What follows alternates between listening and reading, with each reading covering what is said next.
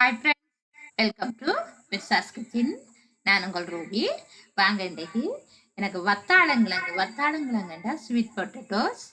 வத்தாளங்கிழங்கு எனக்கு கிடைச்சது. அந்த வத்தாளங்கிழங்கை வச்சு நல்ல சுவையான ஒரு கேக் செய்திருக்கிறேன். வாங்க இப்போ எப்படி செய்கிறேன்னு பார்ப்போம். நாங்கள் சும்மா அவிச்சு சாப்பிடலாம் வத்தாளங்கிழங்க. என்ன நிறைய ரெசிபி இதில் செய்யலாம். இப்போ நான் முதலாவது இன்றைக்கு உங்களுக்கு கேக் செய்து காட்டுறேன்.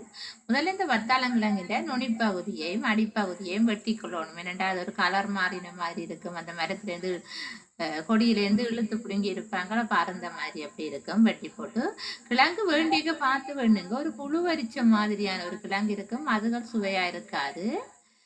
நல்ல கிழங்கா பார்த்து வேணுங்க. வேண்டி போட்டு தோலை சீவி கொள்ளுங்க. கத்தியாறு சீவின வேண்டாம், இன்னும் ஈஸியா நாங்க சுரண்டி எடுத்துடலாம் ஃபாஸ்டா. பாருங்க, இப்படி சுரண்ட விட கத்தியால வேகமா செய்யலாம். அடுத்தது முழு கிழங்கும் வெட்டுப்பட்டு வராது. எப்படி என்றானே நீங்க மேல் தோலை நீக்குங்க. நீக்கி போட்டு நாங்க அவிக்க போறோம். அவிச்சு போட்டு கூட நாங்க உதிச்சு எடுக்கலாம். நானும் சீவி போட்டு அவிக்கிறேன்னு பாருங்க. சீவி துண்டு துண்டா வெட்டி எடுத்துட்டு இது மூழ்கிற அளவுக்கு தண்ணியை விட்டு போட்டு அவியுங்க.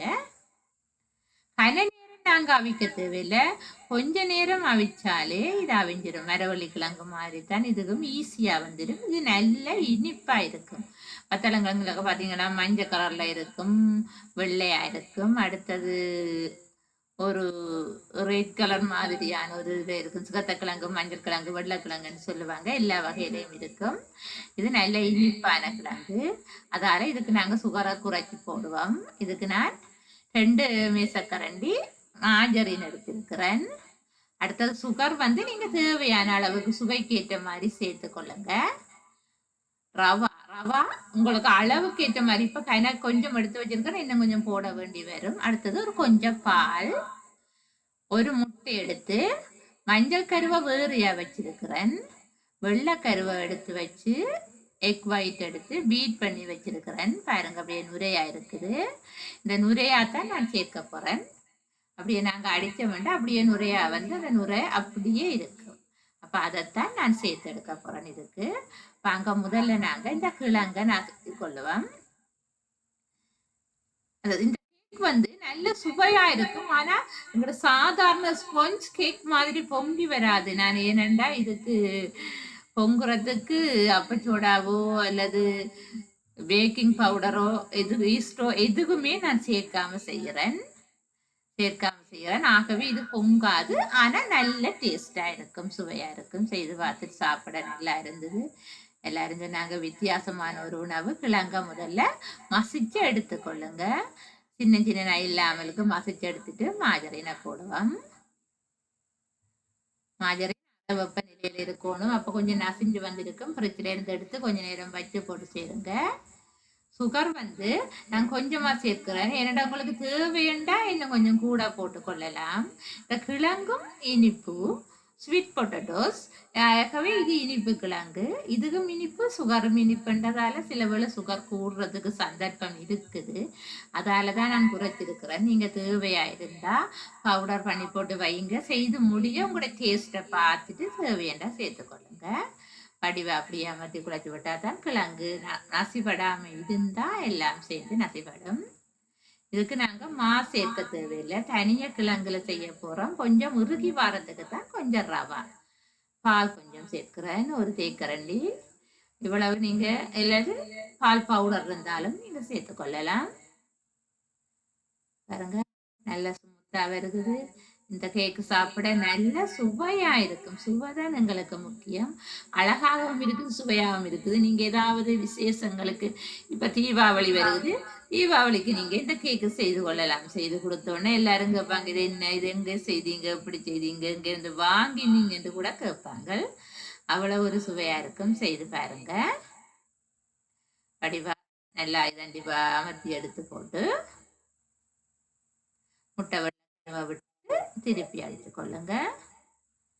அடிக்க தேவையில்லை, அப்படியே நாங்க குழைச்சு எடுத்தாலே சரி. நான் இது ஒரு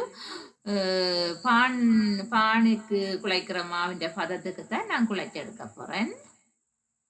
அப்படியே போட்டுட்டு திருப்பி இந்த அடியில பாருங்க கொஞ்சம் அடிபடாம இருக்குது. திருப்பி அடிச்சோம்டா கொஞ்ச நேரம் அப்படியே நுரையா வந்துடும். ஒரு 2 நிமிஷம் அடிக்கவே அப்படியே நுரை அப்படியே பொங்கி கொண்டு வரும். அப்படியே சேர்த்து கொள்ளுங்க பாருங்க. ஓகே, அது சேர்த்துட்டு அடுத்தது கொஞ்சம் இறுகி வார தன்மைக்காகத்தான் நான் அந்த ரவை சேர்க்கிறேன். இந்த எக் ஜலோவில் வந்து நாங்க என்ன செய்ய போறோம்டா, அரைவாசி எடுத்து வச்சுட்டு அரைவாசியை நான் இதுக்குள்ள சேர்க்க போறேன். மஞ்சள் முழுவதையும் நான் சேர்க்கல, அரைவாசியை சேர்க்க போறேன். நீங்க தேவைன்னா முட்டையை கொஞ்சம் கூடவும் சேர்த்து கொள்ளலாம். இன்னும் கொஞ்சம் சோப்டா நல்லா வரும். முட்டையை இன்னொரு முட்டை நீங்க கூட சேர்த்தா கூட பரவாயில்ல.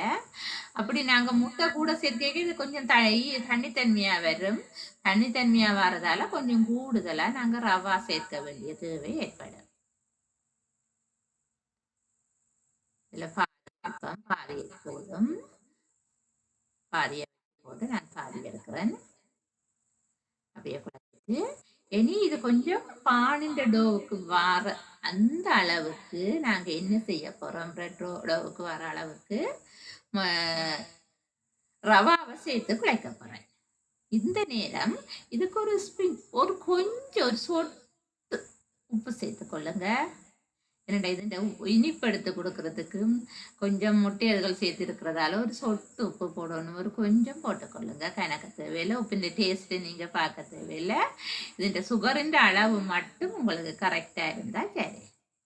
அதுதான் அந்த வத்தாளங்கிழங்கு வந்து இனிப்பு நல்ல இனிப்பு கிழங்கா இருந்தா கணக்க தேவையில்லை. சில கிழங்கு இனிப்பு குறைவா இருக்கும், சில கிழங்கு நல்ல இனிப்பா இருக்கும்.